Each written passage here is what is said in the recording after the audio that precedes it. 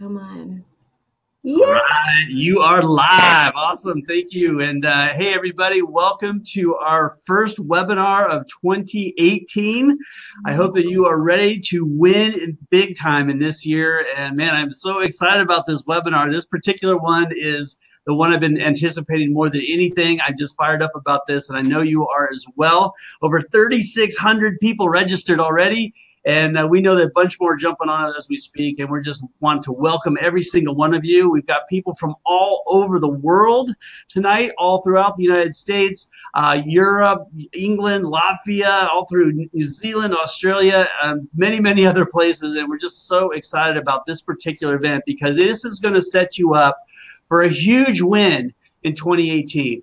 This is the event that's going to get your goals in focus. It's going to get you an action plan. It's going to give you some simple things that you can do right today, starting today, to start moving yourself towards the goals that you're wanting out of your life. And this woman that we're going to allow you to, or not allow you, but to introduce to you here in a second, has had massive success. She's had almost 30 years of helping people achieve their big wins.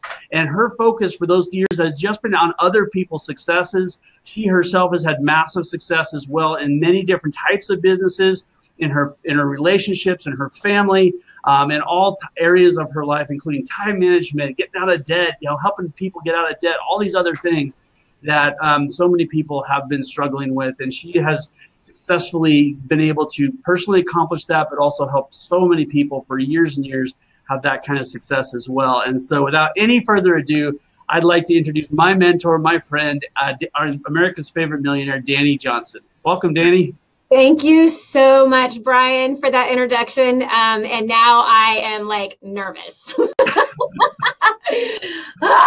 Anyway, no, to be honest with you, as I was driving over here to our studio to meet with you tonight, I literally just had to just go, you know what? This is going to go the way it's going to go. And I'm just going to do my very best to help whoever it is that is willing to listen, who's willing to learn, who's willing to give it a try, and who's willing to have a better year in 2018 than they've had in 2017. And in all reality, I am going to do my best, but at the same time, I'm going to have to depend on my God to fill in all my blanks and to fill in the rest, because the fact is I am a very imperfect person with a very imperfect past. And I work with an amazing team of imperfect people as well, who give it their absolute best shot every day to serve, to honor, to advocate for you, to advocate for each other, to advocate for the poor, the widow, the sick, and the hungry, and the hurting. They work so very hard and diligently and give it their best shot in every way that they can. And yet, even though everybody works so hard, all of us seem to fall short. And that includes you. That includes everyone you work with as well. And so today, the title of this webinar is To Play to Win, and to win in 2018. And so I'm actually going to put you through a couple of kind of workshop exercises here tonight to start us off, to kind of get us looking back for just a moment so that we know where we're starting from, so we can propel ourselves to a greater future. If this is your very first time joining us on a webinar, we want to welcome you. All of us here at DaniJohnson.com, we all come from various different backgrounds. I mean, literally, we've got people who have insane drug backgrounds, who were former addicts in drugs or alcohol. We've got other former workaholics. We got people who sacrificed their families and then got their heads screwed on straight and got their family priorities correct and put their spiritual life in a correct position and began to learn how to change their life. All of us here on this team is that people who all have a past that once we were ashamed of, but today we're really kind of thankful for, because that past has led us to the place where we're at today, being able to help millions of people from all over the world. But if this is your first time, I hope you get the chance to meet the entire team. But just for tonight, you actually got to meet Brian Niederhaus, who's an amazing man who I've had the opportunity to know for about 24 years now. He and his wife and my husband and I have been friends and family friends for a long time and have worked together for a very long time as well. We all started back when none of us had white hairs, where we were young kids in our 20s, just trying to figure out how to make it in life. And so Brian Niederhaus is an amazing man. He heads up our marketing department. He's the one who invited you to the webinar tonight and has set up this entire thing along with his team. So this webinar isn't happening just because one person is sitting here in a chair. So other than that, I'm the next person that you're going to hear about. And I hope that tonight is not boring for you. I hope that it's stimulating for you. I hope it's challenging for you. And I also hope that you're not looking for some polished, slick presenter on a webinar, because that's not who I am. And that's not who I'm going to try to be before you either. I'm going to mess up tonight. You're going to mess up tonight. I messed up last year. I messed up today. You messed up last year. You messed up today. So I guess you and I are kind of one and the same. But prior to being in business, literally over 29 years ago, I started in business when I was 19 years old. And I started in an industry that I knew nothing about. I knew nothing about business, and I didn't come from a family of business either. In fact, the family that I was raised in, my mom, who was a drug addict, and my stepfather, who I thought was my father. I found out when I was almost 18 years old that he wasn't my father, and that a giant lie had been concealed forever, my whole life up to that point. But both of them were drug addicts. And so I grew up in that violently abusive home where I was grabbed by the throat and shoved up against walls to be cursed at with every nasty, filthy, wicked, evil, horrible thing that no human being should ever hear. I mean, I was cussed out from the time of being a toddler all the way till I was 16 years old when I moved out. I was also molested from the time I was 3 until I was 16 when I moved out of the house by 3 different individuals. So when you grow up in an environment of extreme abuse, and I mean extreme, I'm not talking about, once in a while I got slapped across the face. I'm talking about shoved up against walls, dragged by my hair across the room, picked up and thrown into another room by a man who was 6'10", 350 pounds. And I was, a little girl all the way until, the 8th grade when I was 150 pounds and 5'8". So I grew up in a very hostile environment. I grew up where I did not believe that people were ever going to be nice, that everybody was like this, because not only was my mom and my stepfather drug addicts, but like my extended family, all but 2 of my aunts were alcoholics, right? My cousins were all, either snorting lines, smoking weed, or popping pills. Like this was everybody. Do you understand? Like every family event, people are so drunk that they're throwing plates at each other. Like, for example, my little 5'4" grandmother from Italy throwing plates, cussing my stepfather out in Italian. You know what I'm saying? So not a fun environment, not a happy family vacation environment, not like, oh, we go to church and we go to a nice school. None of that stuff, man. I grew up in complete horrific hostility. I mean, horrible movies are made out of experiences like I had. And so I didn't believe that I would succeed in anything. I did not believe in any way, shape, or form that I would ever be good enough, smart enough, pure enough, holy enough, righteous enough, not anything enough, not more. I'm not going to be pretty enough. I'm not going to be skinny enough. I'm not going to be rich enough. I'm not going to be anything enough, right? I didn't have anything together. When I graduated from high school, which I barely did, I actually dropped out of high school my senior year, the 4th day of my senior year, because I was pregnant. Surprise pregnancy, if you want to call it that. And I'm, a senior in high school. I'm not married, but I'm pregnant. And that was complicated, very, very complicated. So I dropped out of high school. The last couple of months of my senior year, I went back and I took the last 4 classes that I needed to just to get my diploma, and got this little piece of paper rolled up with a ribbon around it and never used it. So I had not even read a book at that point, friend. So I wasn't smart in school. There was certain subjects that I could excel in for a little bit, but I got a D in geometry, okay? School was a struggle for me. People were a struggle for me. I did not like people. I didn't like being around people. I'm an extroverted personality by any stretch of the imagination. I've had to learn how to be around people. When I was 19, I met somebody by the name of John Paletti, who he and I happened to be dating at the time. He was 10 years older than I was, and he was the very first nice person I had ever experienced in my life. Pretty sad to say that, right? And he introduced me to his family, of course, and his family was the opposite of mine. Although his parents were divorced, but they still were amazing friends. They actually ended up getting remarried like 25 years later. But they had 5 children in the family. JP was 10 years older, but he was the youngest of 5. They all had college degrees. They were all very well accomplished. JP was still trying to figure himself out, and he was a musician, and that was the main attraction there. but I got introduced to a family that was educated, that were like healthy, like emotionally healthy, right? And Felix had an insurance business, and he was a very, very successful businessman. So they had the house on the golf course. Do you know what I'm saying? They had the thing at the country club, and they had, breakfast there, brunch there every Sunday kind of thing. They had those fancy clothes, fancy cars, fancy house in a fancy neighborhood. And that was like my very first, like, wow, people live different than the way that I grew up. And he introduced me to business when I was 19. And I have to tell you, recently, a small home video clip was sent to me from back in those days when I was I was 19 actually when this video was taken. And I am so quiet and so shy. And so I have so many hangups, and you can see them all over my face. In fact, yesterday when we were filming our television show, we had a caller call in who used to know me at that time. And she was shocked when she was talking to one of our producers. She's like, wait a second, this is like Dani Johnson who knows JP.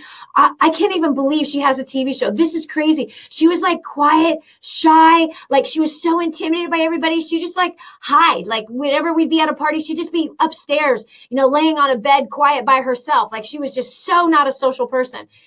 That's who I was. And so I don't want you to get this picture as you're seeing me right this minute that, I was born to succeed. I was born with a silver spoon in my mouth. No, I grew up on welfare with drug addicted parents who were violently abusive. I don't want you to get the picture that I was like the confident person in high school and I was the most likely to succeed and super popular. No, I was the last person to succeed. I was not popular at all. I had one friend. She was a betraying friend. She was my only friend. So she was called my best friend. Okay. So I was not social. I had terrible people skills. I had a lot of anger. I had a lot of issues, and I did not believe that someone like me would ever have a chance at succeeding at anything. So when I got introduced to the business community at 19, everything changed. Really, when I got introduced to JP, everything changed. I got invited to some trainings. I got invited to look at different types of business opportunities. And honestly, I was just tagging along with my boyfriend. I wasn't looking for a business. I was working for JCPenney's, which was like a huge job to someone like me. I was working in the custom decorating department. I didn't know how to decorate. I just knew how to take orders. That's all that I was a glorified customer service rep for JCPenney's. And I thought I had the greatest job on earth. But as he continued to introduce me to the concepts of becoming financially independent, the concept of being able to start or own a business, those kinds of concepts, be able to dream, like to think about the future and to think about what I might want to do. The statistic that I heard when I was 19 really shook me to my core. And here it is. And I hope it shakes you to your core as well. 98% of the population is dead or dead broke at the age of 65, dependent on their family, friends, and federal government for their main source of income. Sorry, I'm emotional about that. Because I remember where I was sitting when I heard that. And I remember when I heard that saying, well, that's going to be me. I'm going to be broke. That's going to be my life. Why would I think that my life could be anything better than struggling my whole life to end up broke at 65? Of course, that's going to be my destiny. Whereas 2% of the population does something very different than 98% of the population. 2% of the population that will end up financially independent. It was the first time I heard that 29 years ago. And through repetition and submitting myself to a different group of people, even a different class of people, submitting myself to training that I could not afford. I had no money. I had credit cards. I'm young. I'm a slow learner. But something happened to me in this 1 8-hour class that I took that was given by 4 different millionaires. When I heard all their stories about how they started, I began to have this equation run through my head. What if I'm the dumbest person in the room? Check. That's obvious. I looked around like, of course I'm the dumbest person. Look at all these smart people. And everyone was so much older than I was. And there was like 300 people there. I was so intimidated, man. I was scared to death. I remember just shaking. I remember like anxiety wasn't talked about back then, but like I probably was on the verge of an anxiety attack and didn't even know how to put words together with that. But just shallow breathing, like, oh gosh, like shaking, so nervous. For some reason, when 2 of these millionaires shared their stories about their backgrounds, my background and theirs was not too far off. They didn't sound very smart, but man, I sat there and I said, okay, what if I'm the dumbest person in the room? And what if it takes me 20 years? What if it takes me 20 years to learn what they know? If I'm the slowest learner in the house and it takes me 20 years, and what if I fail their income by 90%? What if I fail their income by 90%? What if? I still would be making $100,000 a year. And I would never make $100,000 a year. Not the uneducated girl who didn't know how to read, who barely graduated from high school, who grew up the way that I did, who spent her life just trying to hide her past from everybody. So I decided to get started in business. And to be honest with you, I wish I could tell you I was a rip-roaring success the first 6 months, but I was not. I failed miserably. I was living off of my credit cards. I did the dumbest thing I could have ever done, which was quit my job and start in that business full-time. I failed so bad. And I failed until I got directed to a 2-day training seminar. And I paid attention. I took a lot of notes and I came home and I applied everything I possibly could. The main thing that got changed was my mindset.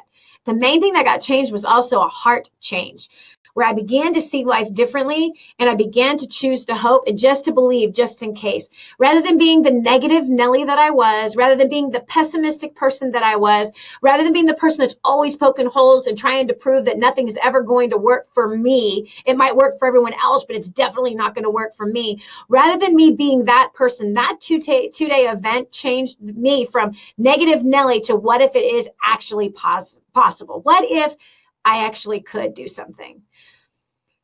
If you want to fast forward just a little ways, the next 6 months I made $50,000 with a really simple strategy. I'm going to share that strategy with you a little bit later. That strategy took my income from nothing, in fact, negative debt, to just under $21,000 in a single month, which was pretty awesome. Then I did something stupid. I ran off and I married a guy that I'd only known for 7 days, ended up homeless, ended up embezzled. My business was completely embezzled, and $35,000 in debt, $2.03 to my name. Friend, exactly like right now. In fact, tomorrow is my anniversary. That 27 years ago, I was no longer homeless. Yeah, tomorrow, January 5th, is when I finally moved into an apartment. The month of December, I was a homeless woman, 3,000 miles away from any family, completely suicidal, 50 pounds overweight, just knowing that my life is always going to suck.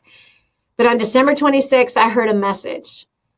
After doing a line of cocaine the night before, yes, on Christmas Eve, I did a line of cocaine, my first and only line of cocaine, that gripped me so bad that I wanted it and I was willing to sell my body for it. Fortunately, nobody had any, or at least that's what they said.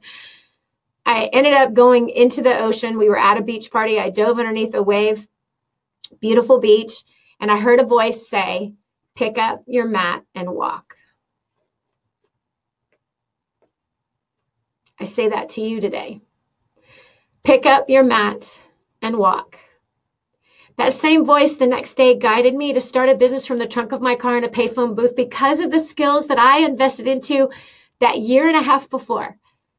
Because of all of that money that I spent on my education and training and development and personal development, the thousands and thousands of dollars, $25,000 actually I spent in a 6-month period learning how to succeed. The best investment I ever made into myself was that $25,000. Because although it resulted, a year and a half later of me being homeless, but when I heard that voice say, "Pick up your mat and walk," I then used the skills that I had developed. I put them into practice immediately. From December 26th to the 31st of the month, I made $4,000, $2,000 in profit, $4,000 I generated. Marketing a product I didn't believe in, marketing in a product that didn't even work for me, but it was what was available and what was in front of me. So from there, the next month, the month of January, I made $6,500, got 100 customers. The next month, I made over 10 grand. The next month, I made over 14,000. By the end of my 10th month, I had made over $80,000 in a single month, $250,000 my first year. And by the end of my second year, I'd made my first million. Today, I'm a multi-millionaire. I'm a mother of 5, grandmother of 8, happily married to an amazing man whom we've been together since he was 18 and I was 22. 3 months after I was homeless, Hans and I got together. Neither one of us knowing how to do squat. We've had a lot of failures in our marriage, a lot of business failures, but we've had some rip-roaring successes as well. I homeschooled my kids for 13 years. We've traveled all over the world. We've ran successful companies. And today, the profits of the businesses that I'm engaged with, 100% of my salary goes straight to charity. I don't take the salary. The check gets written over once a year to King's Ransom Foundation. And the profits, after the staff is well taken care of, and of course the government gets their share, all of it goes to building homes for the extreme poor. We just finished, by the way, if this is not your first time engaging with us, as of December 30th, the 1,000th family moved into the 1,000th home that we built in 3 years, less than 3 years. How amazing. And how did that happen? A successful business that has clients that have hearts that are succeeding, and with that heart of theirs, they've been giving. We take care of thousands of orphans every single month. We are freeing thousands every year out of the sex trade. With the profits of everything that happens from our website, DaniJohnson.com, we're taking care of the elderly who are freezing cold right now in the north, who their children have forgotten them, and they can't afford to take care of the PG&E bill. They can't afford to fill the propane tank, so we are taking care of the propane tank. We're putting in water supply. Over 1 million people have now been served fresh, clean water who were dying prior to getting the water, now are surviving and thriving, growing crops, taking care of their families just with water. So everything that happens here tonight, for example, and everything that happens, any transaction that happens on our website, the CEO doesn't get paid, and she's not here to make more money for herself. My husband and I have made investments over the last 26 years that we're able to live off the interest of those things or live off of other income producing assets that we've developed. And we'd love to show you how to do the same exact thing. I feel so blessed that my husband works hard every day to provide for us so that I don't have to make money. I get to work hard every day, but I don't have to bring home any money at all to help the family. So how do you get here, right? How do you get here? Well, if I were to tell you that I played every game to win in my past 29 years, I would be lying to you. Of course not. There's many years that I played to lose. There were also many years that I played not to lose, because there's 3 ways to play a game. I want you to write down these 3 ways to play a game. Number 1, play to win. Obviously, the number 1 way is to play to win, and therefore you will win. Does it mean that you're going to win every game? No, but it does mean that you win something in every game. Because even in your losses, if you look at your losses like a champion does, they look at a loss as a learning experience. That L for loser turns into L to learner. And that L for learning will always make you money. Learning will always prosper you. It will prosper your marriage. It'll prosper you as a parent. It will prosper your health. Learning will prosper your finances, and learning will help you to create wealth. And so if you play to win, there's no loss in all reality. Even if the score isn't what you want it to be, even at the end of the month, you didn't make as much as you wanted to be. But if you are a champion, you're going to see the loss as a learn, and the learn will always make you more the next month, and the month after that, and the month after that. So then the second way to play a game is to play so that you don't lose. That's playing in fear. That's making plays so that you don't lose something. That's making plays so that you don't lose money. For example, you might be facing a business opportunity right now, and you're afraid to go all in with that business opportunity. Or it could be that you've just got brought into a job experience working with a company that you've wanted to work with, yet you're kind of holding back something. And maybe you've been with a company for a long time, but you're holding back something. And again, it's because, well, I don't want to get screwed, and I don't want to work more than I should. And I don't want to like work hard like I did in the past job that I had, and not get recognition and not get promoted, forget about it. So I'm just going to play so that I don't get fired. I'm just going to play so I don't lose too much. Do you understand? People actually, no joke, people actually play, and it's more of the people who are in the 98%, which is why they are 98 percenters and they end up dead or dead broke, is because largely that they're playing so that they don't lose. So if you're playing so that you don't lose, that means that you're halfway committed, and halfway commitment means no commitment at all. In fact, you might as well not even play, because the odds are against you, and you will lose if you are playing so that you don't lose. We're going to get a little bit deeper in what does it look like to play so that you don't lose. The third way to play a game is to play to lose. Like that is just all out massive action to lose. And yes, there are people who are self-destructive. There are people who hate themselves, and every single day they are playing to lose. They're playing to lose in their marriage relationship.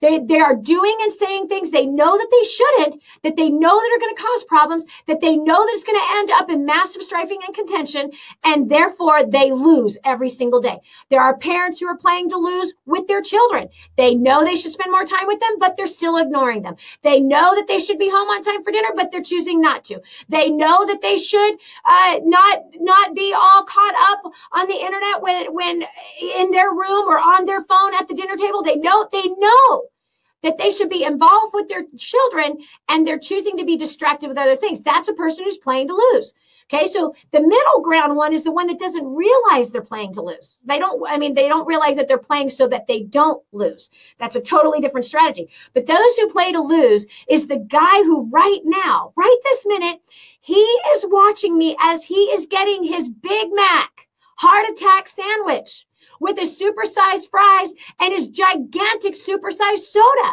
And let's not forget to add in that baked apple pie. Really? Okay, that's a person who knows. He's on the borderline of diabetes. He set a New Year's resolution. He wants to lose weight. And yet, on purpose, he is purposely doing what he knows is going to bring a lose into his life. So you're going to define tonight how you're playing this game of life. What does the game of life entail? It encompasses every area of your life. You see, when I set out first to start off in business, my very first mentor was a millionaire, multi-millionaire, made just gobs of money, and it's the only thing he cared about. And it was obvious it was the only thing he cared about. He didn't care about his business work relationships because he abused people that he worked with. He didn't care about his family. He was already divorced, never saw his child, right? So he was on the road all the time. All the time. He was working around the clock constantly because money was the most important thing to him. His personal relationships were terrible. They were toxic and they were destructive. Now, I didn't get to learn this, obviously, the first time I saw this guy on stage. I'm like, oh my gosh, I want to be just like him one day. It wasn't until I started to have some success that he started hitting on me when everyone thought he was in a relationship, a committed relationship with the most beautiful woman I'd ever set eyes on.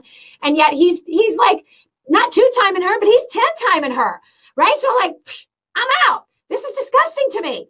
So the fact is, and by the way, I wasn't even cute. Oh, I should show you a picture. It was because I was making money that made me more attracted to this man, because, oh gosh, these gigantic Coke bottle glasses, about 50 pounds heavier than I am right now. Whoo, one giant eyebrow across my face. Just didn't know how to wear makeup, didn't know how to dress. I'm telling you, it was bad. I could show you pictures and you go, oh, you definitely have improved, Dani, because it's pretty sad. Okay, so anyway, so my first mentor, because he was so money driven, that's how then I was influenced. I was completely influenced by somebody. And mind you, he didn't personally mentor me. I was just a kid in a room filled with hundreds of other people watching a guy on a stage. That's all, right? So I was like everybody else. I was the person that was pressing play in my car on my little audio cassettes, listening to training, watching, videos, learning as he was teaching on video. I was just another face in a crowd. That's it. Nobody special. Not this friend, not this person I had personal time with. No, until of course I ran into him in a bar and then he was blah. Anyway, blah. So bottom line is that family was not important to him. Okay. His idea and definition of success was just freaking money, man. I just want to make lots of money. And he didn't care about anything else. And that's okay for him. That's okay for him. But for me personally, As I lived that way, because I actually made my first million working part-time, which was awesome. Then I got embezzled shortly after I made my first million. Then I swallowed a couple giant horse stupid pills, and I started to work 5 to 6 days a week, 18 hours a day. Crazy, 16 to 18 hours a day. Crazy, 100 hours a week. My marriage was a mess. I didn't know my kids. I was miserable. I was so miserable in every way. And so when I'm talking to you about playing to win and winning in the game of life, I'm talking about your full life, the whole picture. Is it possible to have success in every area of your life? I'm saying abso-freaking-lutely. I have had it. For years, I have had it. I've had some years that have been greater than others, but I'm telling you that I've been able to work part-time, raising my family, doing what is more important to me. What's more important than money to me is my relationship with my God, then my relationship with my amazing husband, Hans, and then my children. That's like the most important relationships to me. And so I made a decision. I am never going to work like a slave again. I am never going to be controlled by money again. Never again am I going to return back to broke, and never again am I going to be controlled by my crazy, insane workaholic habits. And I'm not going to be controlled by the temptation of large cash ever again. And I made that decision 21 years ago. And I have followed suit for 21 years on that decision and figured out a formula of how to be able to work on a part-time basis and manage millions and millions of dollars. In fact, about $10 million a year between all the endeavors that I personally am responsible for and to manage. It's a lot of responsibility for some uneducated chick like me who's a former broke, homeless, druggy, whore, cocktail waitress. Are you catching what I'm throwing down? It's a lot. So if I can learn to do that, you can learn to do that, and I'm willing to show you how to do that, okay? So playing the game of life and playing it to win. So we're talking what? Yes, money, of course. You're going to increase your income this year, I promise you. If you decide to join us on this adventure this year and give me 1 year of your life, give me 2018, and we will coach you to greater success in your income, okay? Just like, for example, Shonda from Canada. This young woman was told by her mentor, and this young woman was a mess. She was 26 years old. She was in debt. She wasn't making money. She was working like a dog. She was a mess, this girl, okay? Here she comes. She comes to an event called First Steps to Success, a 3-day training seminar. In a year and a half, she's paid off, $50,000 worth of debt. She tripled her income. She has built many houses for the extreme poor. She cut back her hours. She lost weight. She was totally depressed. She is not depressed any longer, okay? So if you decide to do what Shonda did, and that is give me a year of your life, then I promise you, you're going to get more results than you've ever gotten in your life all these years past. So if you want to increase your income, and for you, that is how you want to play to win this year, meaning for you, my biggest win this year, this is you talking, is I've got to double my income, or at least grow my income by 10%. I want to grow my income by 30%, whatever percentage it is. You make that decision of how much you want to grow it. We're going to show you how to do that. Another area of your life to play to win in is your marriage. Is your marriage hot? Is it passionate? Is it harmonious? Is it fabulous? Or is it boring? Boring. Or is it like, okay? I'm pretty sure you did not spend all that money to get married to end up with an okay or boring marriage. Ugh. It's too much work to end up boring or average or okay. So to play to win in your marriage, maybe your goal might be, I want my marriage to get hot. Hot how? You want every part of it to be hot. You want to be hot after each other, right? You want to be able to have passionate conversations, both in the bedroom and out of the bedroom. You want to be able to be a safe place for each other. You want to be able to have a blast together. You want to be able to share the innermost, deepest fears and thoughts and aspirations and goals and dreams with each other without feeling like you're going to be attacked or put down or made to feel stupid. You don't want a marriage where you're being ignored and therefore turning around and ignoring that person. But you want to know, like, gosh, man, this part of my life is so fulfilling. So playing to win in this game of life, if you're a parent, then yeah, making sure you have some strategies right there in the parenting department to know, like, dude, I know I'm preparing my kids for the real life that they're going to live. What's the real life they're going to live? They're going to live a real life being married. They're going to live a real life raising kids. They're going to live a real life in the financial department, right? They're going to live a real life with dreaming and going after a career. They're going to live a real life of dealing with fears and anxieties, worries. They're going to be confronted with all kinds of trauma and disasters. And how are they going to know how to face those things? That's the real world. That's the real life. They're going to have to know how to handle disappointments. They're going to have to know how to climb out of a bad spot that maybe they put themselves in. Like, you know, everyone's kids put themselves in, kind of wait, like you put yourself in, right? Everybody goes through that stuff.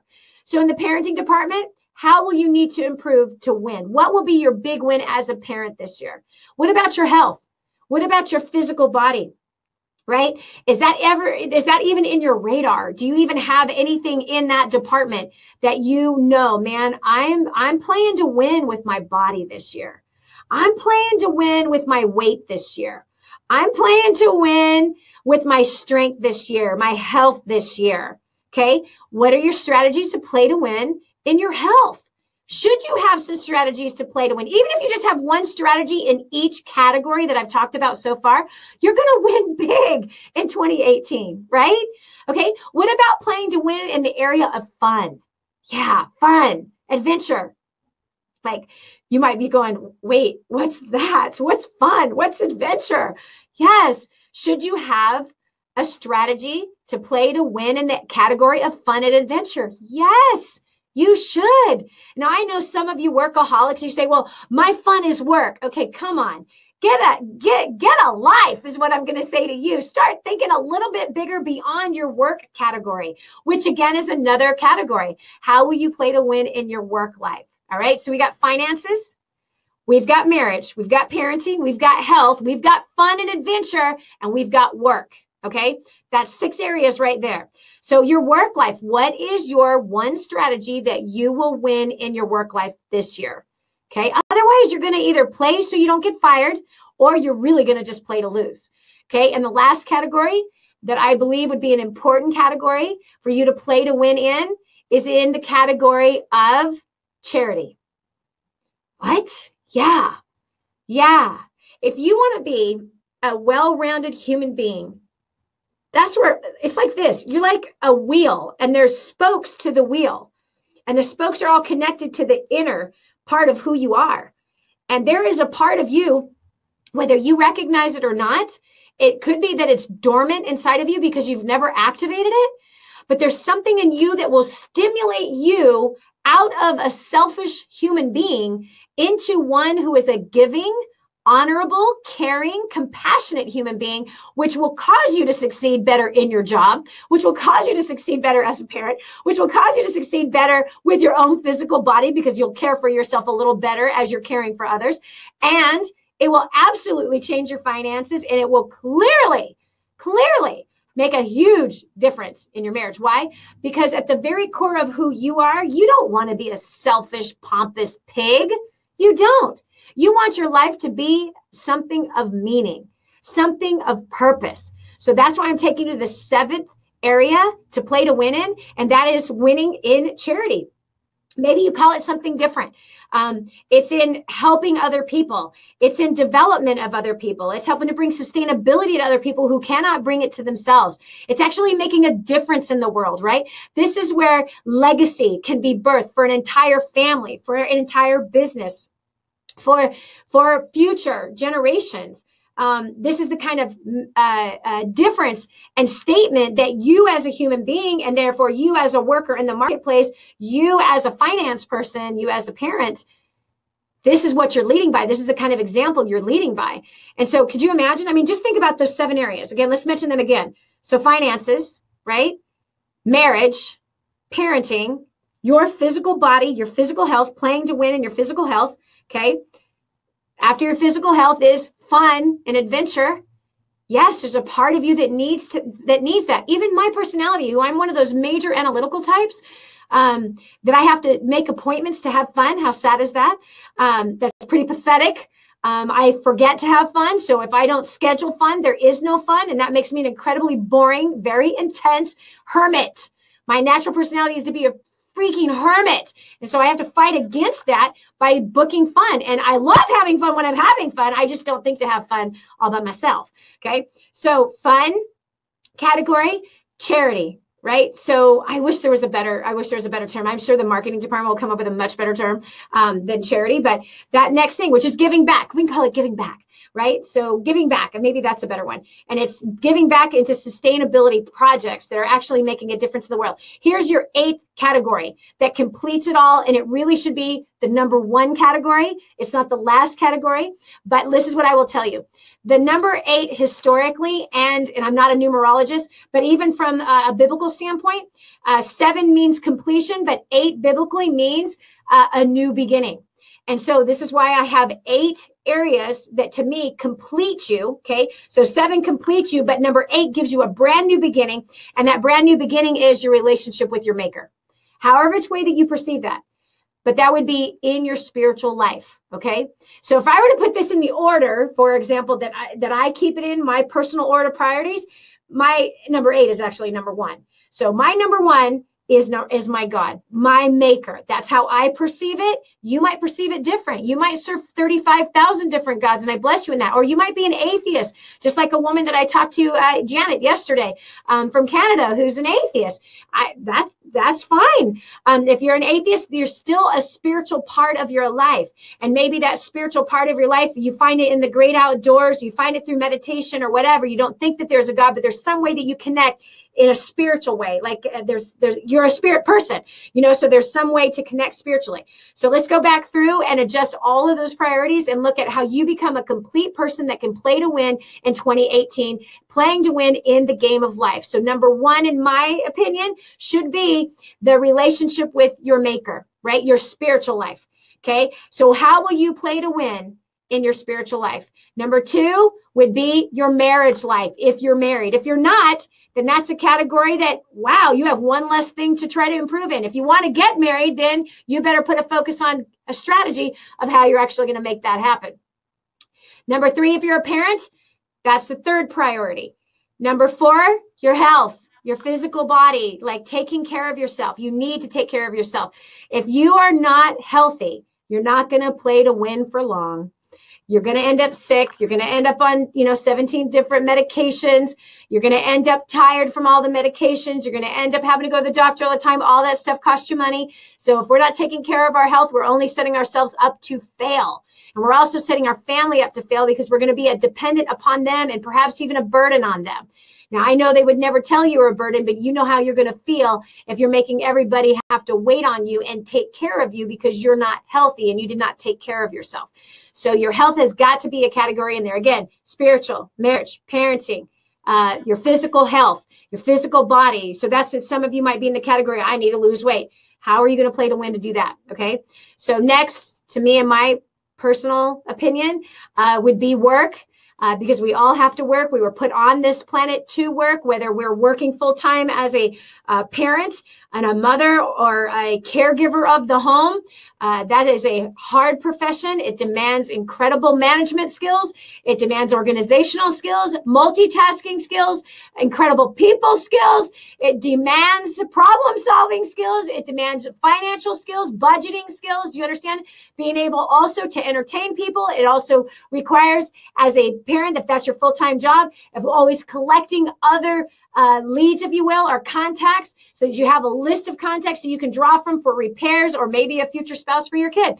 Okay, so if that's your full-time job or your job or you own a business, that's your work life would be that next priority. Then fun, adventure, right? And that pretty much, and then money money would follow work.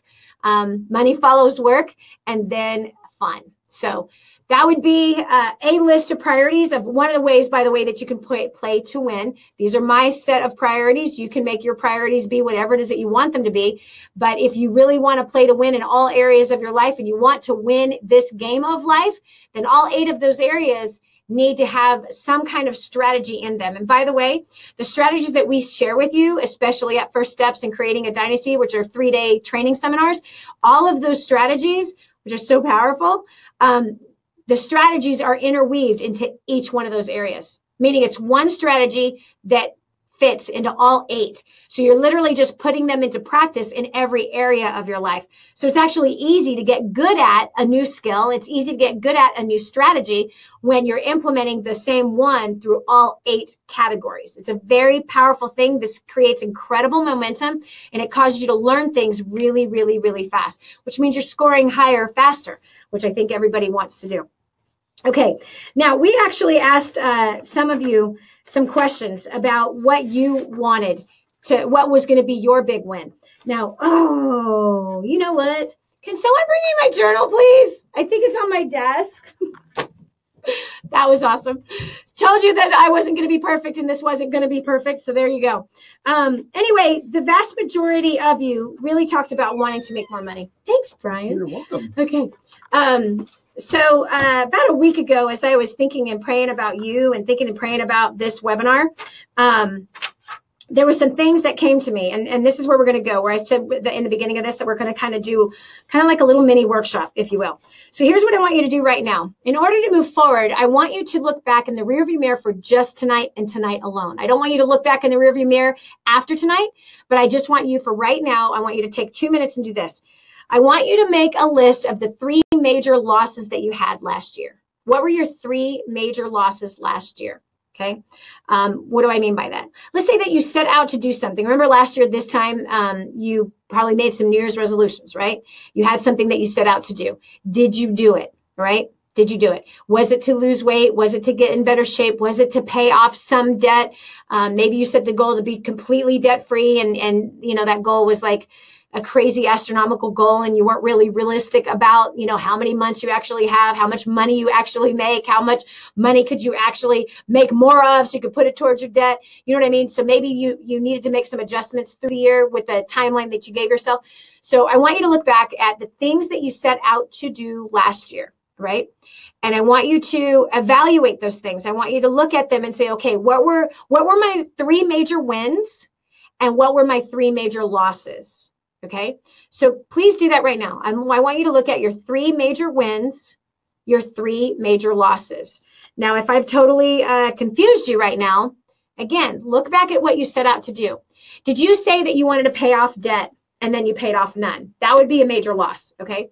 Did you say that you wanted to lose 50 pounds and you lost 25 instead? I wouldn't consider that a major loss. I would say that that wasn't a major loss. I would say that, you know, you had a 25-pound win. You didn't have a 50-pound win, but you had a 25-pound win. So you want to recognize the wins and the real losses, okay? So where were your epic fails, let's say, okay? Let's say that you set out to be a better spouse. Okay, let's say that that was one of them. And the fact is that if you are not specific in your goal, then it's never going to come to pass. So nothing becomes dynamic until it becomes specific. And so if you say, I want to be a better spouse, that's not specific.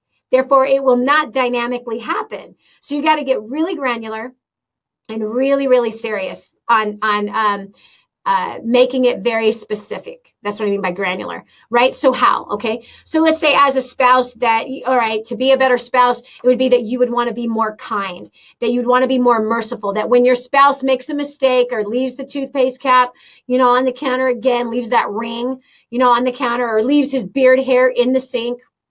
Okay. That instead of you being judgmental and like, wow, you know, manifesting like a principality of darkness, that you chose kindness instead, rather than rearing your prideful head of seeing yourself as someone who's holier than thou and you never make a mistake, right? Okay, let's say that that's kind of how you have been towards your spouse, that, you know, you're always pointing out their failures and not ever even seeing your own. And not owning your own failures or owning your own mistakes, but instead you're always pointing out their mistake. And so that might be a great place where you say, okay, I think I should be more kind. I'm gonna invite kindness and mercy. That's gonna be my response. My focus is gonna be kindness and mercy. So let's say that you set that goal last year, that you said, okay, I'm gonna be more kind and merciful in 2017, right? So I want you to grade yourself. How did you do? Did you totally forget that you set that goal? Or did you do it? Did you accomplish it? Or did you totally epically fail at it, right? So make me a list, 3 epic fails, 3 great successes that you had, all right? The 3 things, things that you set out to do, you did it. Yes. 3 things that you set out to do, you didn't. There's a reason why I want you to do that. So go ahead and do that right now. I'm going to go get my bottle of water. So I'm going to give you 2 minutes. You got 2 minutes to make that list. Smacking. I got it. I can get my water.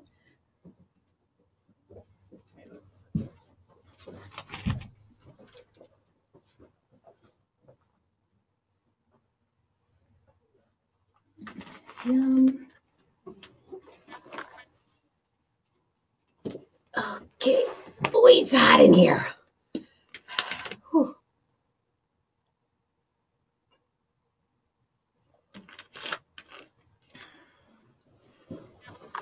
Wait. And by the way, as you're making that list, I only mentioned like, debt, weight loss, and marriage. Maybe there's some other ones that you had. You had some goals as a parent, you had some goals of vacations, you had some goals of how much debt you want to pay off. Come on, just kind of look at your year in a flash and go, okay, these are my 3 epic fails. These were my 3 major wins. Okay. Whew, it's hot in here. Okay.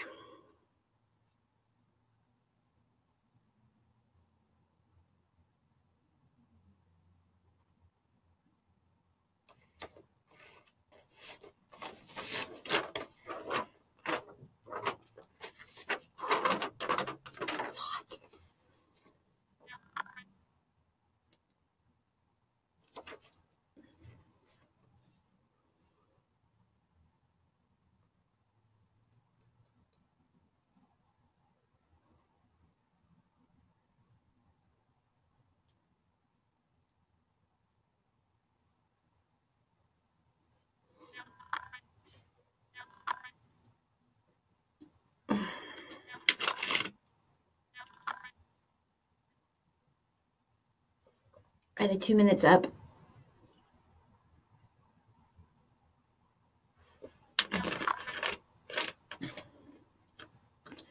I want to put this right here. My water is nice and cold. Whoops. Okay. I think that's been about 2 minutes. Okay. Alrighty. So why did I have you do that? Because you need to pat yourself on the back for the things that you nailed, that you did good at. You also have to look at, remember I said earlier, that a champion sees a loss as a learning opportunity. It's not a loss, I'm a loser, but they see it as a learning opportunity.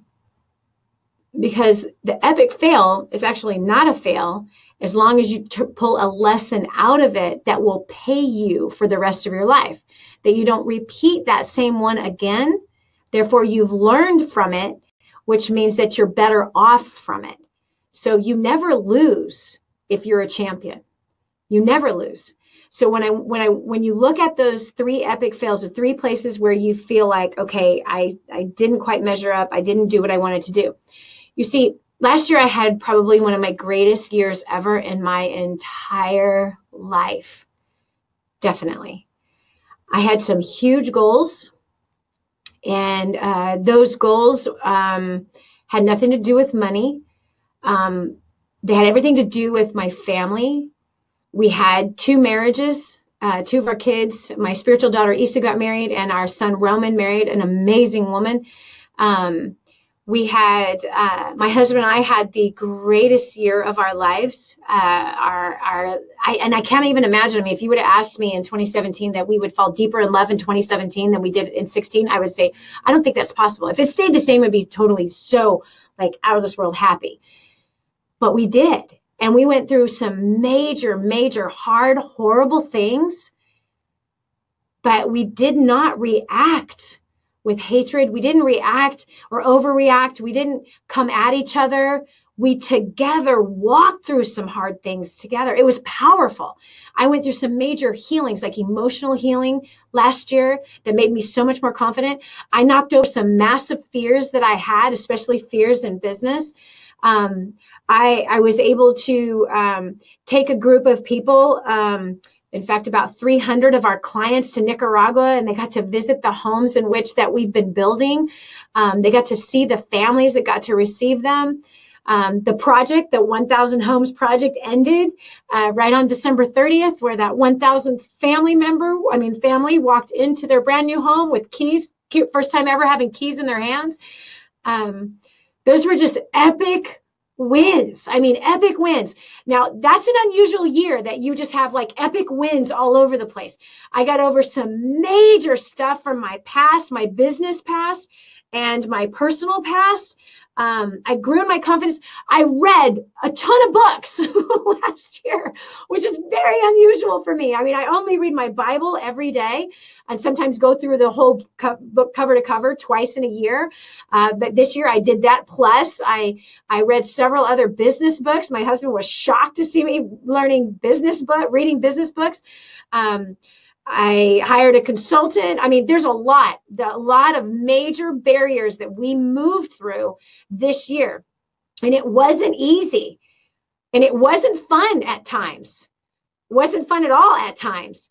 But they were the greatest wins. And why were they wins? Why were the hard times wins? Because I got to learn about myself. I got to dig deeper in becoming who I need to be in order to get to where we want to go, which is 100 million lives by 2035 that we want to impact. Okay. So there was a lot that had to move. So when you look at your last year and you look at your epic wins and your epic failures, you see what drove me to those wins were 2016 and 2015 drove me to the wins in 2018. Why? Because I had epic failures that I did not learn from, that I somehow didn't find the lesson that I needed to learn it. So I ended up repeating a couple of things a couple of times. Okay. So I want you to look for the lesson that's inside your epic failures. And I want you to pat yourself on your back for those big wins, whether they were emotional wins, whether you didn't react and overreact when you normally would have. Do you understand? Where you pushed through some major fears. I mean, you pushed through those suckers. Okay. Recognize what those things are. And I want you to look at what did it take for you in order for you to do that? What strategy did you use to have your big wins last year? Big wins don't just fall out of the sky, friend. They don't. They happen through diligence. Big wins come from consistent effort. Big wins come from pushing through the fear. Big wins come from getting out of your comfort zone, trying new things. Big wins do not come from sitting on your couch being lazy. No way. Big wins come by pushing yourself to do the things that you don't want to do. Another big win for me last year was in 2016. I actually pulled my head out of my colon about health. I used to think health meant I'm eating good and I'm taking vitamins. I'm healthy. No, fitness is a huge part of health. And I finally, like I said, pulled my head out of my colon. And I used to be a fitness atheist. Now I can't say I'm an activist, but I kind of am. But the fact that I worked out last year consistently throughout the whole year was like, wow. Am I ready to enter a bodybuilding contest? Not yet, but I will this year. Not bodybuilding, but a fitness contest. I will in 2018. I actually have to the end of 2019 to do it, but I think I want to go ahead and just get it over with already. But anyway, so that was an epic win for me because I came from so far backwards. Do you understand? So that's how I want you to judge your wins. Where were you starting from? And where did you get to? So for me, like the fact that I maintained my weight the whole year, that I still was working out. Was I working out as hard as I did in 2016? Meh, not as intense. But that wasn't my goal. My goal was to be consistent. Consistent, that if I ended 2017 still working out, that I hadn't quit. This was huge. Okay. So I want you to learn how to grade yourself, if you will, based on where you started from and where you went to. Okay, that's important to do because then you'll be able to train yourself on how to set measurable goals that you can actually achieve instead of always having goals that are like up here, right? having these goals that are like, okay, let's cold turkey on everything. I'm just going to ball it out. Yeah, you're going to die. You're going to kill yourself and everyone else that is around you. Okay. So do that. This is really important. A strategy for playing to win. All right. Realize that it's going to take a team in order to win in 2018. You can't do it by yourself. You cannot do it by yourself. There's a book that I'm going to recommend that you read, and it's not my book. Okay. It's a book by Patrick Lencioni, and it's called The Ideal Team Player. I don't care if you're a receptionist in a company. I don't care if you're a stay-at-home mom. If you are a CEO, you need to read the book. No matter what you are, if you're a teenager, if you're a homeschooling parent, have your adolescent kids read this book. Have your 10-year-old read the book. It's an easy read. It's a super short book. It is a powerful tool. Okay. I want you to read that book because it's going to take a team to win. And you have to be a team player in order to win. You cannot have a successful team if you are not a good team player. And this book is incredibly insightful.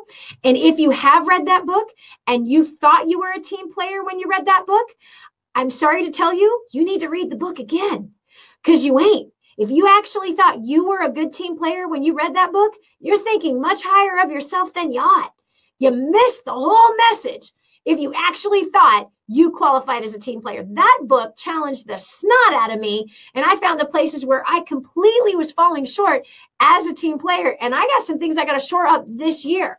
But the book also helped me look for how I'm going to find team players that we need to recruit inside of our company in order for us to get to our goal of 100 million lives by 2035. Okay, we have to have team players here. We have some players that are, we have some that are not, we have some that want to be, some that are trying to be, some that are great at it, some that suck at it. Okay, so in all reality, there's some places I really suck at in that area. So this would be an area where I go, okay, if success takes teamwork, I've got to be a team player. And so you need to read that book this year, and you need to aspire to be a great team player. It doesn't matter what your business is or job is. It doesn't matter if your business is your home life. As a parent, as a homeschooling parent, this book is a must read for 2018. So as a team player, okay, there's some things that you want to look at with the current team that you have, okay? Because you have a current team, and that current team is one of a couple of different types of teams.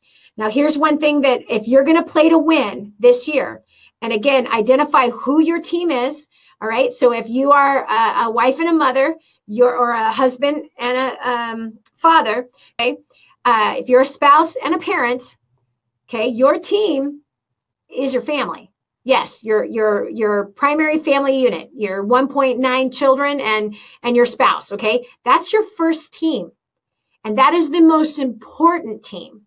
Because if that team, you can work as a team player inside of that team, if that team has successes and wins, then guess what? Everything else is going to be so much easier.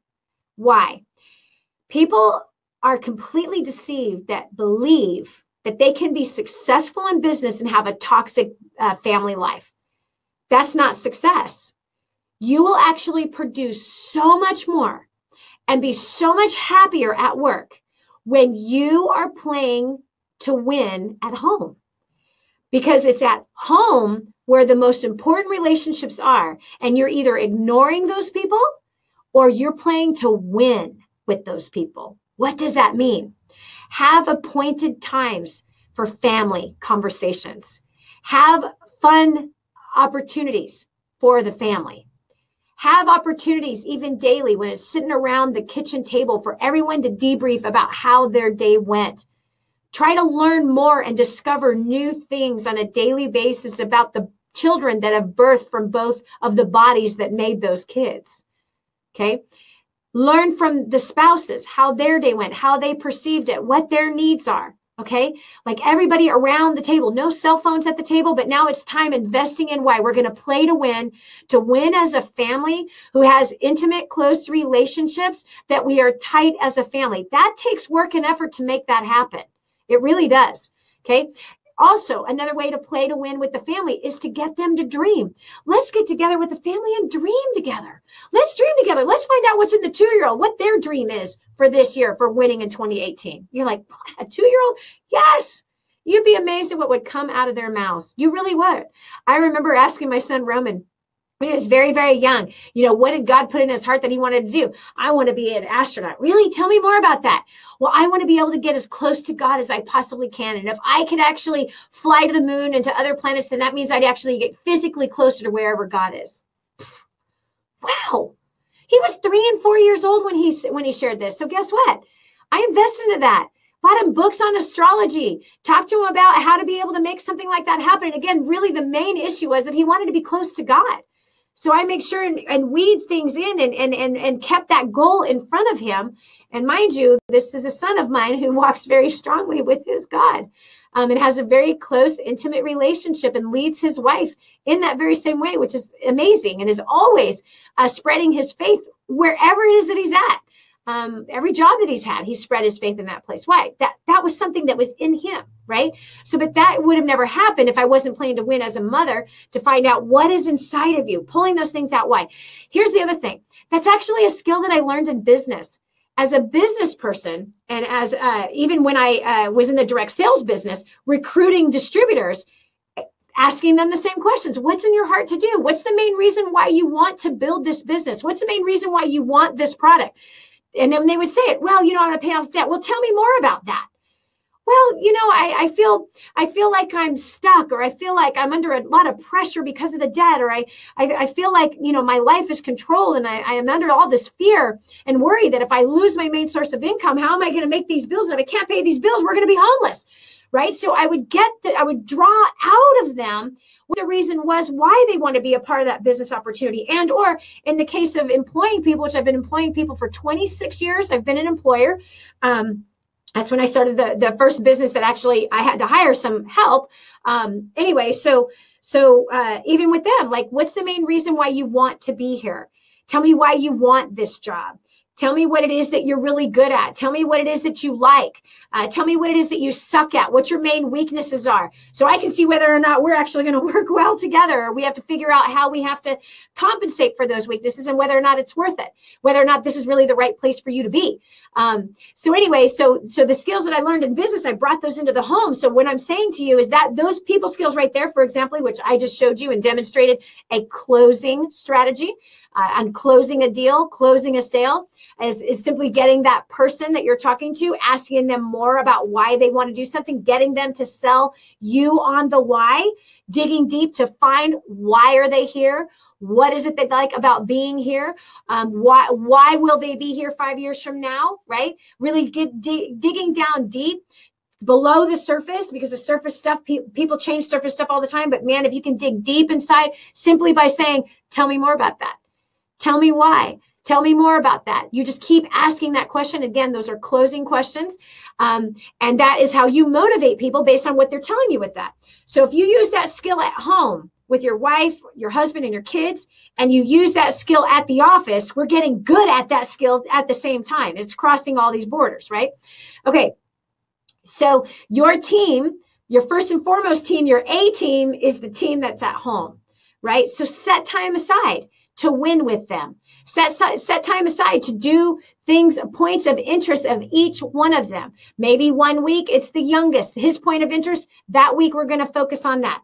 The next week, it might be the second oldest child. Then it might be the week after that, it's mom's week to really have a focus of her point of interest. Okay. Maybe the next week, it's dad's turn, what his point of interest is. You understand? So that everyone's being able to get on board with playing team. And it doesn't have to be a whole week, but it could be just a day. Monday is Johnny's day. Tuesday is Mark's day.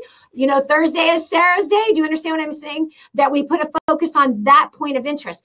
Man, you want to talk about making each one of those family members feel so special. Talk about you being able to dig deep in who they actually are and what motivates them, as well as being able to leverage that knowledge with motivating them to get better grades, right? You can leverage that information. Hey, okay, if you want to do this, you got to make sure and get these kind of grades, and not be asking for something, if the kid is an A student, then, you strive, you definitely coach him to be that A student. But not every kid is an A student. There's some subjects that they're good in and some that they're not. maybe learning what their personality is so that you can discover what that is. Again, that's a strategy of playing to win. Okay. I have to give you what my main strategy has been for the last 27 years is who can I help to succeed? Okay. That's a major win. That's a major win. If my whole focus is on who can I help to succeed, then here's what I know. What I hand out is going to come back to me, right? What I hand out will come back. So if my focus is how can I help you to succeed, then I know that there will be people wanting to help me succeed. Okay. Do you hear what I'm saying? If I'm focusing on you, helping you succeed, then I know that what I hand out is going to come back to me. So what I just demonstrated, like, again, with your A team, your first string team is the home team. Because when that's right, gosh, what you will learn, what I have learned as a mother translated in business, and what I learned in business translated into my mothering. Okay. What I learned about marriage completely translated into business. What I learned in business completely translated into being a wife. Okay. So all of these things go together. Why? Because it's humans involved in both of those places. There's humans. And you have to know how to motivate those humans. You have to know who those humans actually are, what makes them tick, what matters to them, what is their why that's inside of them that's crying out that I'm not hearing, or maybe that they're not even hearing, right? But giving people the opportunity to communicate, to talk, getting rid of the screen time, getting rid of the computer, getting rid of that cell phone when there should be that time with the family, integrating with each other, conversating, even fighting, even working through crap. Yes, even working through those things that are rough on all the edges. That is important to win. Teams have to fail together in order to get the greatest wins. Did you hear what I just said? Teams must fail together in order to gain the greatest wins. Why? Because a champion does not see a failure as a loss. It's a learning opportunity. So when you go through your biggest failures together, in fact, I bet that there's some people who have I already had a couple of epic fails already in 3 days. You know what that is? That's pushing against me to say, oh, forget about it. Forget about it. It's not worth it. I don't want to do it. That's what comes against, right? So here you set a goal and now here comes the opposition. The opposition is there to test you. The opposition is there to strengthen you, not to take you out. Did you hear me? The opposition is coming against you to strengthen you, to keep you pressing, keep you pressing, keep you pressing. Pressing forward. Why? Because it takes strength to press against the opposition. So the more you're pressing against that opposition, the stronger you're actually getting. You're actually going to solve the problem. You're actually going to get better at it. And next time you're not going to react the same way. Do you understand? So even having those times to with your first string A team at home where you got, listen, most people try to run from that contention or that conflict. They try to run from it. I was one that tried to run from conflict all the time. I'm the people pleaser, slip it under the rug. Let's just have false peace in the house. Let's have false peace at the office, right? Everyone can see the pink elephant in the room, but let's just ignore it right now. That's one of the major things that I changed last year, by the way. I used to run from conflict, used to do everything I could not to. I tried to prevent conflict all the time, like just tried to prevent it constantly. Not afraid of it anymore, thank God. Okay, so anyway, so there's your A team, right? So there was some strategies on how to succeed, playing to win. Again, you know your family. I'm just throwing ideas out. We're just brainstorming together, okay? All this is, we're just brainstorming. You come up with your own ideas there, okay? So when you have a focus over here, okay, because whatever you focus on is what you're going to get good at. I'm going to say that again. What you focus on is what you're going to master. Okay, if you ignore the most important team, that's going to be nothing but failures and losses. There's not going to be learning there because you're ignoring it. The only way to win is to learn. Okay, so there is then your work team. So you got to identify your work team. Who are those team players that you have? Now, here's a couple of suggestions also in both of those categories, okay, because they go together. They absolutely go together. It's impossible to grow your finances if your A first string team is not happening. Why? Because the life is being sucked out of you when this team is in just constant disarray and failure. So the life is sucked out of you. Your creativity is sucked out of you. Are you hearing me? Okay. You're not as confident. You're not as sure as yourself.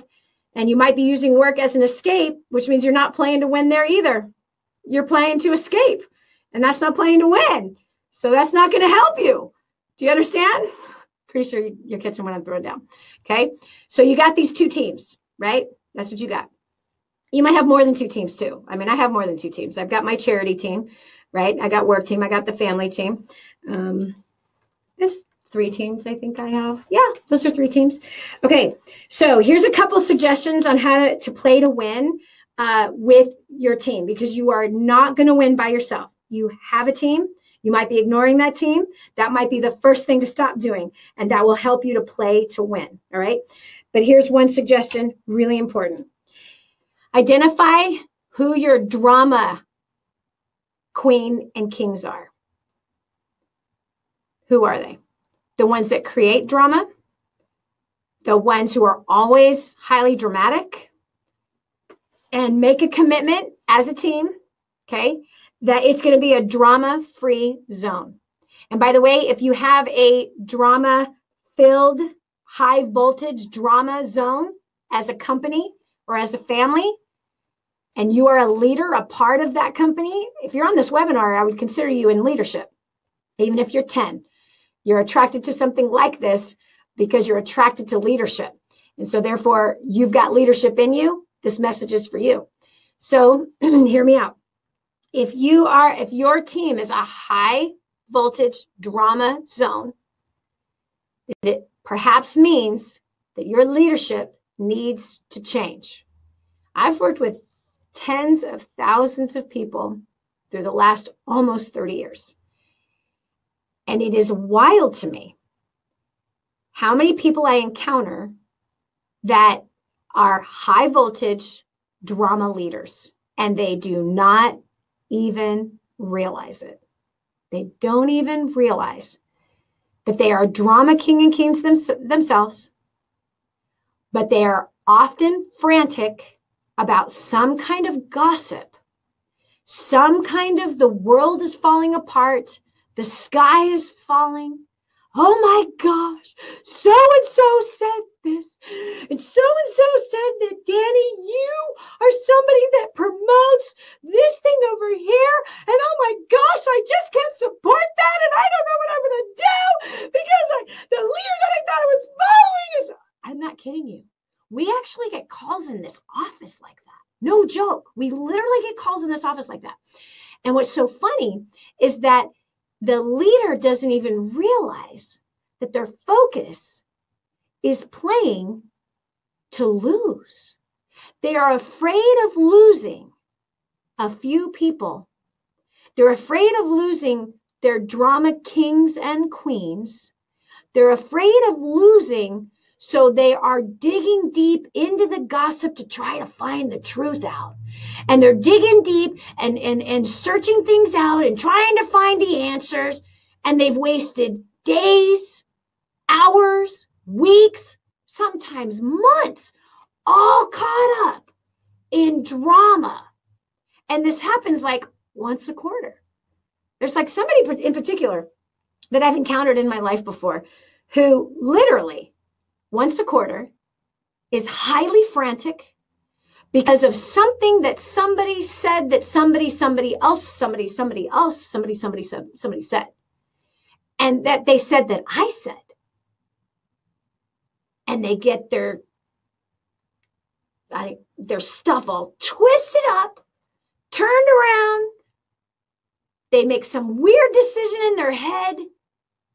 And little did they realize they were manipulated by a rumor worm, weak suck whiner that doesn't want to work, that is not committed, that doesn't give a rip about the vision, that doesn't give a rip about their family, and doesn't even give a rip about you, the leader, but they did a really good job of completely distracting your butt.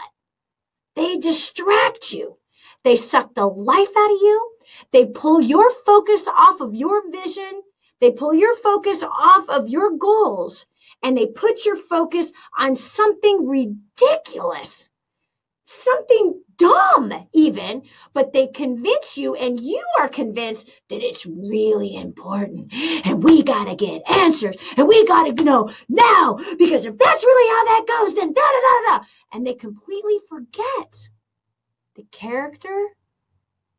They forget the truth because they're so caught up in all the high drama of the moment, kind of in a passive aggressive way. So one way to play to win in 2018 is to establish a drama-free zone. I would even, if I were you, get a sign.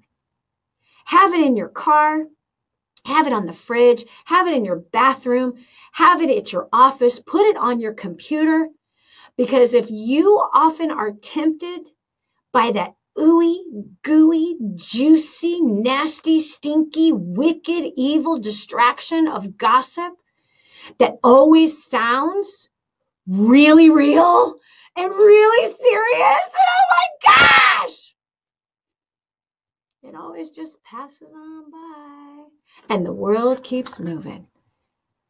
And the fact is the ones who live in a drama-free zone are the ones that win, and they win big.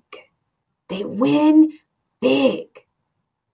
So you make a decision and even meet with your teams, your work team, your family team, and say, for 2018, I want to know what y'all think.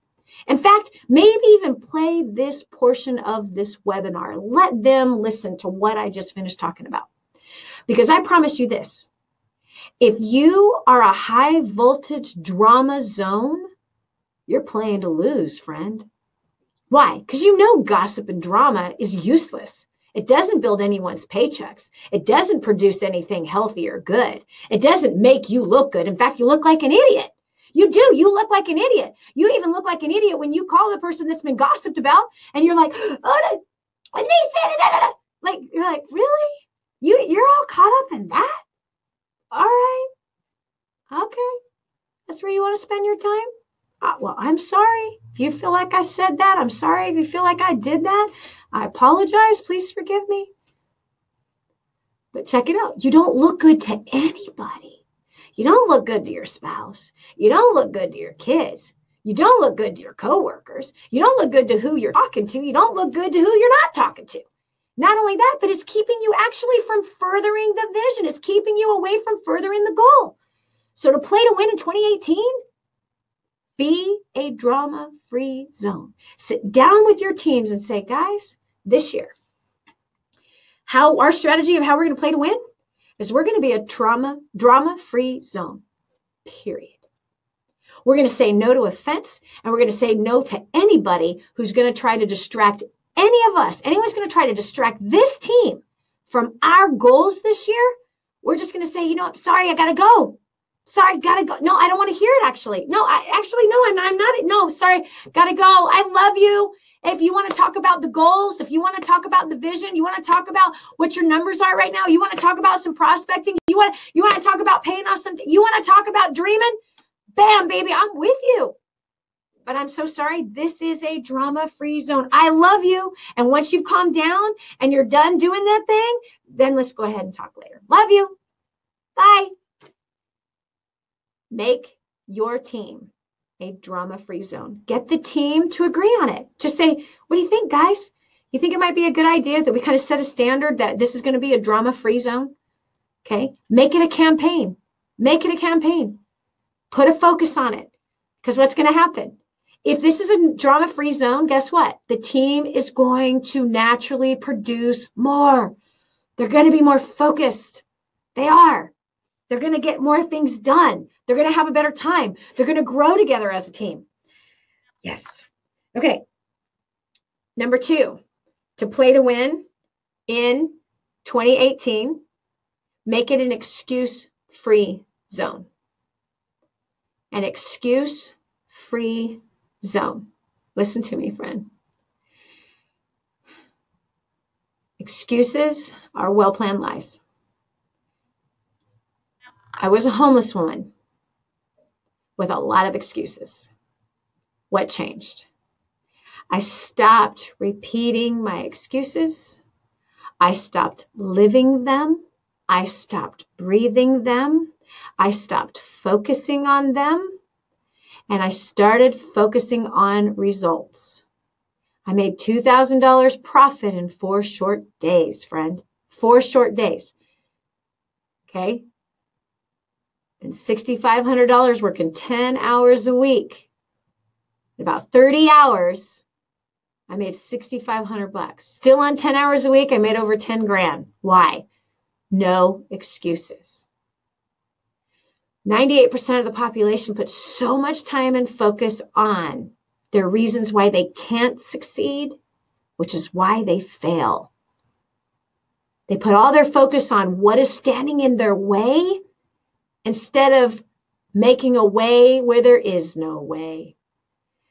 They spend all their time creating the bigger problems because they're putting so much focus on their excuses that they're losing. So in order to play to win, your excuses have got to be annihilated this year. But Dani, my kids, no, your kids are not your excuse. You're making your kids your excuse. But Dani, my debt, no, your debt is not an excuse. You're making it an excuse. But Dani, I don't have any money to go to First Step Success in San Diego on the 19th, 20th, and 21st of January. No, money's not the problem. You're making it the problem. You're making the excuse about money the problem. If there's no money, go find some. Go find some. You've done it before, friend. You have. You've done it before. You find money when you really, really need it. There's time to sell a bunch of crap to get yourself to First Steps to Success on the 19th of January. There's plenty of time. But that's going to cost a flight. So what? Don't make the flight your excuse. Find the solution. The solution is the thing that's going to get the results. Find a way where there seems to be no way. Find the way where there seems to be no way. Did you hear me? Find the way where there seems to be no way. Did you hear me? Find the way. You have to find it. You have to search for it. You got, come hell or high water, you get it done. So if you're going to play to win in 2018, it's a drama-free zone and it's an excuse-free zone. Only solutions, only results. Did you hear me? Drama-free zone, excuse-free zone. Only solutions equals only results. Got it? You're going to win so big. But Dani, I don't know how. I want to start my business, but I don't know how to do it. Or, I just start off in this job. I'm in the sales job and I just don't know how to close those deals. Look what you're doing. When you say those things, those are all excuses. They're excuses. You know how to recognize excuses, especially if you have kids. You know how when you ask your son, hey, did you make your bed? No. Why not? Well, I couldn't. I couldn't because, come on, you know exactly. Did you do your homework? Well, not exactly. Friend. And you say, why? Well, because you know the next thing that's about to come out of their mouth is an excuse. So what if you made the rules for this year, you set the standard for this year to play to win like a champion this year, drama-free zone, excuse-free zone. What if you played that out in both of your teams? You give no excuses to your family. You take no excuses from them. You give no excuses to your work life. You take no excuses from them. That means you take no excuses even from your prospects. That you don't even buy into those excuses. This is an excuse-free zone. We're here to play to win. We're here in our business to change lives. And the life that needs to be changed depends on us not taking your lame excuse. Your life being changed depends on you and us not letting you get off easy, not letting you slip out the back door, not letting you renege on your commitments, not letting you continue on your path of your debt, not letting you continue on your toxic relationships, not letting you continue to shift blame to everybody else and not taking personal responsibility to fix the things you can fix. There's things you can fix. I'm going to say that again. There are things you can fix. So if you can detect an excuse out of your kid, start detecting those lame excuses out of yourself. Start detecting those lame excuses from your team at work. And set the banner, make it straight. Set the plan and say, this is an excuse-free zone. This is an excuse-free zone. This is a drama-free zone. Bottom line, we're getting results and we're going after our vision. Okay? So quit making, I don't have the money, your excuse. You don't have the money. That's just a problem to solve. Borrow it from your neighbors. Knock on doors. Go sell some crap. Okay? Go sell all the crap that you're not using. You will find a way. When it is important to you, you find a way. Let me just say this to you. If I was Dr. Johnson and you had a child and that child is 4 years old and you love that child with everything it is that you've got in you, and I told you, I'm so sorry, your insurance doesn't cover this part of the surgery, I will not perform the surgery until you bring me $10,000. I need $10,000 by noon tomorrow, and then I can save your child's life. Think about that. What would you do? What would you do, friend? Think about that. You would find $10,000. Come hell or high water, you would find $10,000. It would be like, well, I guess my 4-year-old's dead. That's not who you are. You are a champion. And as a champion, you are called to win. And as a winner, you do not come up with an excuse. You rise up and you start making some phone calls to make something happen. Whether that's borrowing $1,000 from 10 people or it's borrowing $500 from 20 people. There's nothing that wouldn't stop you from getting that cash. So wherever it is that you would go to find that $10,000, go there to get your registration. Go there to get the education that you need. Go there to get the money that you need to get the things done that you got to get done. Number 3, you got to recruit great people. If you're going to play to win, you have got to replace your people that cause a lot of frustration. You have got to replace the people who cause a lot of drama in your organization. That's your sales organization or in your work life. If you got people that create a lot of drama in your family, ain't too much you can do about them to make them stop creating drama. I got one in my family, for example, that creates a lot of drama. Woo! Drama queen, all caps with glitter all over it, Swartzy crystals on it, neon signs. It's just that individual loves high drama, is always addicted to it. It literally is like a drug to this individual. So I know that whenever I talk to this individual, it's going to be high drama. But guess what my plan of strategy is? I don't fall into it. I won't even listen to it. That blah, blah, blah, blah. I'm like, oh, okay. Wow. Oh, hey, cool. Boy, the weather today is amazing, isn't it?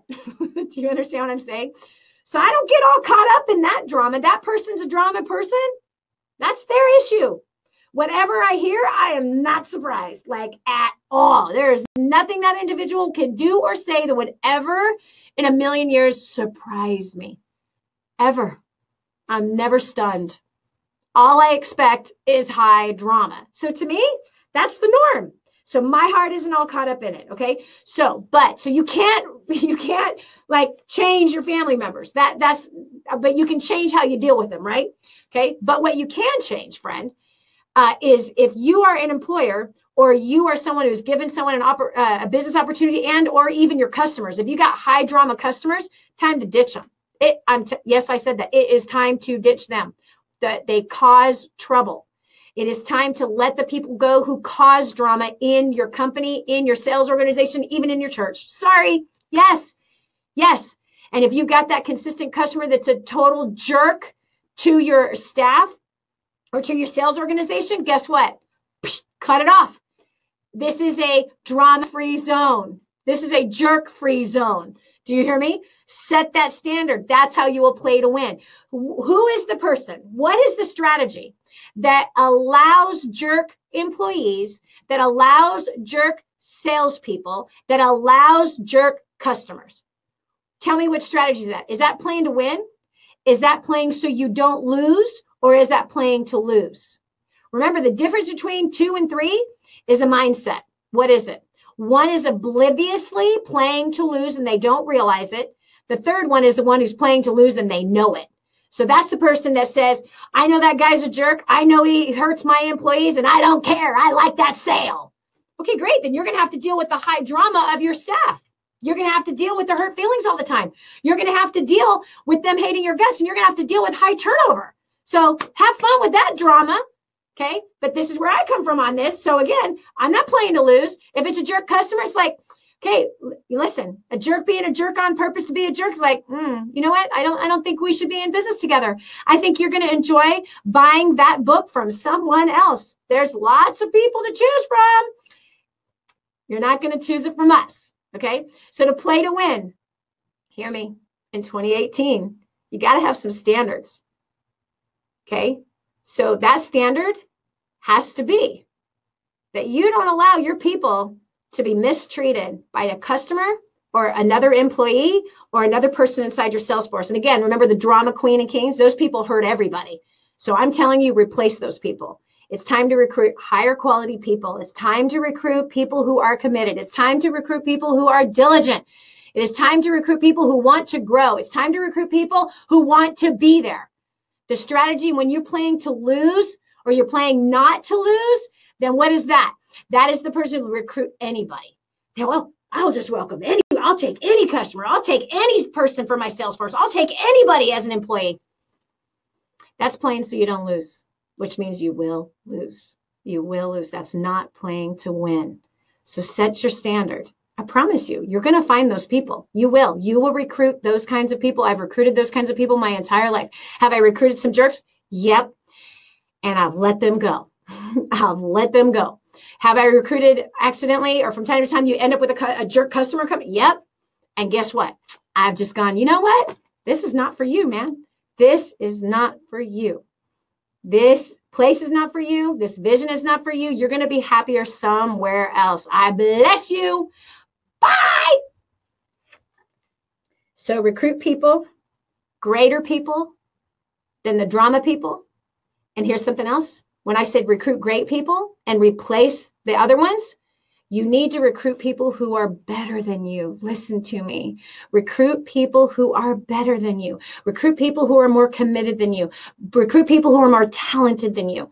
Recruit people who are faster than you. Recruit people who are better thinkers than you. Recruit people who are more positive than you. Recruit people who have everything that you don't have. Which in my case, 29 years ago, wasn't too hard. I sucked so bad. It wasn't that hard to find people who are better at motivating people than me because I sucked at it. Recruit people who are better at talking to people than you are. That wasn't that hard for me because I sucked at it. Okay, do you understand what I'm saying? So I want you to recruit higher than you.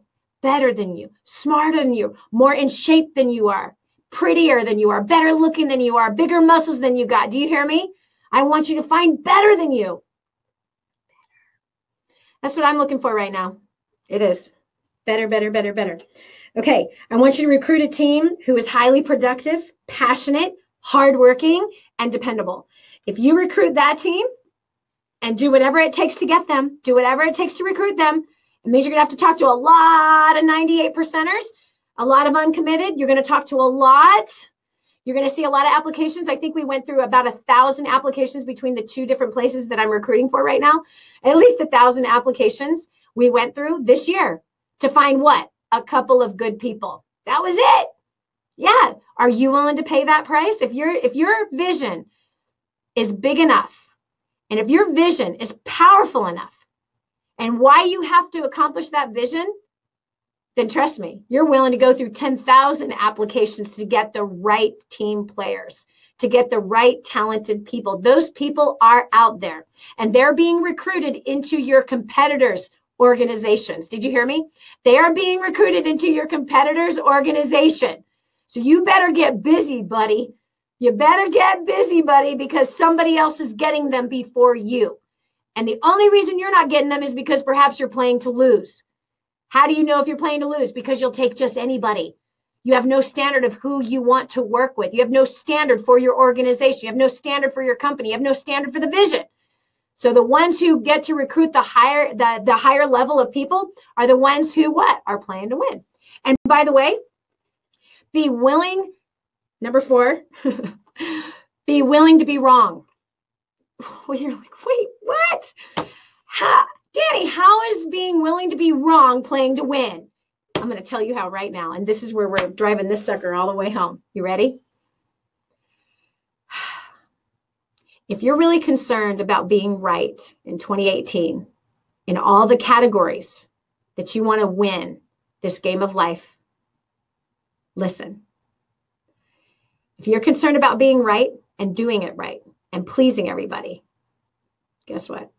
That's playing to lose completely. Why? Because the person who cares about being right, the person who wants to please everybody, the person who does not ever want to be seen in a weak place or in a mistake, in a failure, that person is playing from a place of fear. They're afraid of not pleasing people. They're afraid of not doing something right. They're afraid of making a mistake. Therefore, they will not please the people, they will make a mistake, and they will fail, because what you fear is what you get. Why? Remember earlier I said what you focus on is what you get good at? Well, fear is your focus. So if you're afraid of not pleasing someone, you're afraid of failing, you're afraid of making a mistake, that's what you're going to get. You're going to fail, you're going to make a mistake, and you're not going to please everybody. So let this be your final winning strategy. What is it? Get really comfortable with being wrong. Get really comfortable with making mistakes. Why? Because if you're comfortable with making mistakes, you will not defend your failures. You will not defend your weaknesses. You will not defend your shortcomings or your mistakes. When you do something wrong, you won't defend it, because a champion doesn't defend it. What a champion says is, thank you for pointing that out. Man, I'm really sorry. I totally did. I screwed that up. Let me fix that. That is fast. But the person who is playing so they don't lose is the person who's playing with fear. And that person, because they're afraid of being found out, afraid of making a mistake, afraid of failing, afraid of not pleasing everybody, guess what? They end up defending themselves. That when they're caught in their mistake, whether it's a typo, whether it's a deadline that was missed, they defend themselves. Then they make excuses. Then they piss everybody off, which means they didn't please the person they were trying to please. So playing to win, you have to be comfortable with making mistakes. You have to be comfortable with being wrong. You have to be comfortable with failure. That strategy is going to save you a lot of time and help you hit the bullseye, friend. It's going to help you hit the target fast. It's going to help the whole team win. Own those failures. Own up to them fast when it's pointed out. Man, thanks for pointing that out. Man, I appreciate you showing me that. I'm going to get right on that and take care of that right now. Please forgive me. That makes people go, yes. That builds trust with both of your teams, because it's going to take a team to increase your income. It's going to take a team to learn how to make more money. It's going to take a team to pay off all of the debt. It's going to take a team to grow in your career. It's going to take a team, both that A first string team and the B work team. It's going to take a team to grow. You can't grow with the team if you're defending your failures, if you're afraid of making mistakes. It wastes time and it destroys trust. A team has to trust each other in order to win together. So build trust by making the mistakes and owning the mistakes and saying, thank you. Thank you for showing me that. I am going to work on that. Please hold me accountable. And I'm going to do my best moving forward. And let me fix that right now. Let me get right on that. That's a winning strategy. Let me give you one more strategy. And I hope this has been helpful for you. Earlier, I said that my strategy was, when I was homeless, was who could I help to succeed? That was my focus. It was a simple marketing plan, if you will. Who could I help to succeed? And that was in business. As I raised my kids, I had that same strategy. Now, see, success for everybody is different. It's not the same for everyone. Everyone is made differently. And everyone was knitted together in their mother's womb with a completely different set of desires, a different set of dreams, goals, vision, even a different pace. You know that some people are like super fast and super productive, and then other people are like, can't get half as much done as that super productive person. Why? They were wired differently. They think differently. It's not that the one is better than the other, because the one that moves a little slower might move a little more accurately, might be a little more precise, whereas the one who's moving so fast misses a whole bunch of details, and then it has to be redone, which then it turns out that it's really not done fast because it wasn't done right. Do you understand what I'm saying? Everyone's wired differently. So when it comes to having the focus of who can I help to succeed, that focus led me into building the largest sales organization ever in the history of a $2 billion company in the shortest period of time. And I was only working part-time. That strategy helped us start an internet-based business 14 years ago that has generated tens of millions of dollars online. Coming out of nowhere with no internet experience, and yet has had staying power on the internet for 14 consecutive, going into our 15th consecutive year. How? How is that possible? That same strategy of who can I help to succeed is what took an inexperienced writer, author, turning into an author into a best-selling author known all over the world. How? With no experience. Why? The same strategy. Who can I help to succeed? If you use that final strategy, it will be a winning strategy for 2018. How can you use that? What does that look like? Friend, we have something in store for you that you can take advantage of, where you can say, okay, in the past, I haven't gone all in on my vision or my goals or my dreams. I've kind of just played around with it. I've kind of just been sort of committed with it. Would you like to increase your commitment level? Would you like to get deadly serious about it once and for all? Would you like to have the biggest win of your entire life in 2018, that when you close 2018, you're like, dang, this was the best year of my life. In every category, this was the best year of my life. Would you want to end this year like that? Well, it's like I said, it's going to take a team. And it's not only the A team, first string team at home and the work team, but it's also encountering a supportive community that you can tap into, that is focused, that is committed, that is diligent, a people that would understand you, a people that would rally around the things that you're working on and working towards. It would be a people who've been able to climb over some really hard things in their life and have been able to get to the other side of it. A people who are struggling with debt but are paying it off, and some who are completely debt-free. Could you imagine a supportive community of people who once were failing, but now are on the path of success and are having one success little by little at a time? And then as those successes have accumulated, they've turned into some huge, crazy successes.